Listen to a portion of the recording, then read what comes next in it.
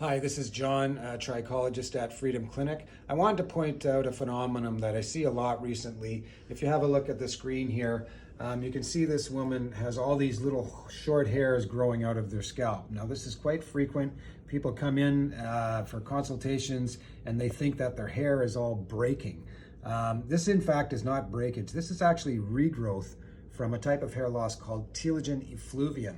Now, Telogen Effluvium occurs due to some sort of stressor on the body. This can be an illness like COVID. We see a lot of this with COVID, but other illnesses involving fevers, could be like a car accident, a change in medication. So some type of stressor to the body causes an increase in shedding. Now, this type of hair loss will always restore itself, even without any treatment lots of times.